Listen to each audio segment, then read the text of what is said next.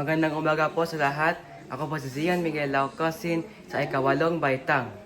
Ngayon, alas 10 na sa umaga at pupunta tayo sa palengke kasi magluto ako para sa pangtanghalian. Tinolang isda. Tara na!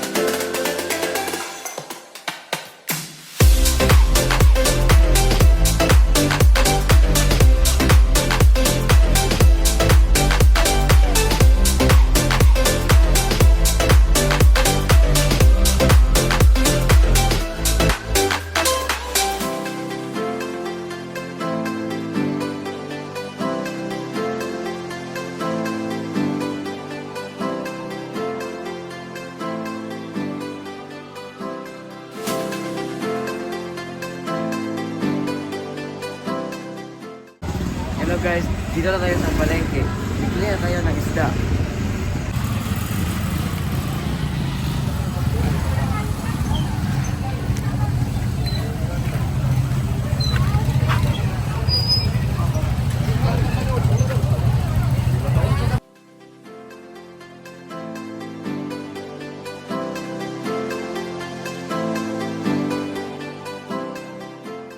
Bili din tayo guys ng tangkap nito.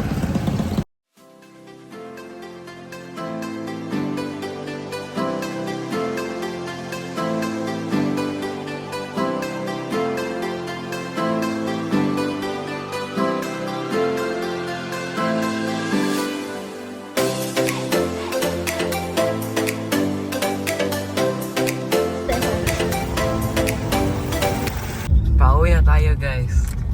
Nandito ako sa bakura namin kasi kakuha ako ng malunggay.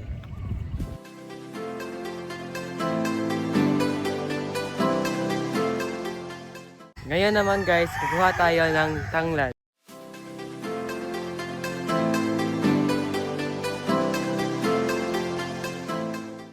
Alam niyo ba guys, na ang malunggay o moringa ay may maraming benepisyo sa kalusugan dahil sa taglay nitong masustansyang sangkap.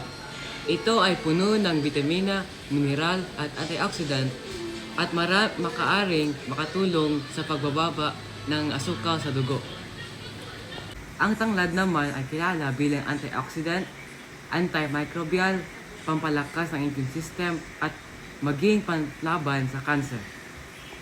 Ang isda naman ay may masustansyang sangkap gaya ng omega-3 fatty acid, vitamina D at vitamina 2, calcium, phosphorus, iron, zinc at iodine.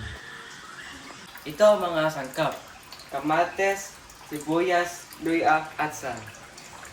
Lutuin natin guys!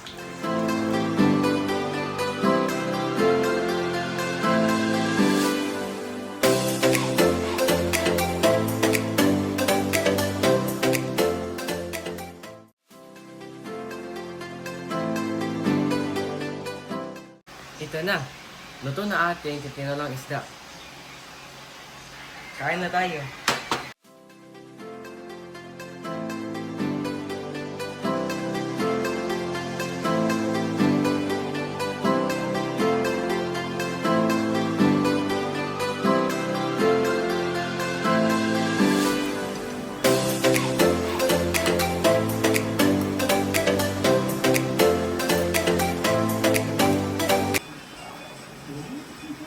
Salamat guys, hanggang sa muli.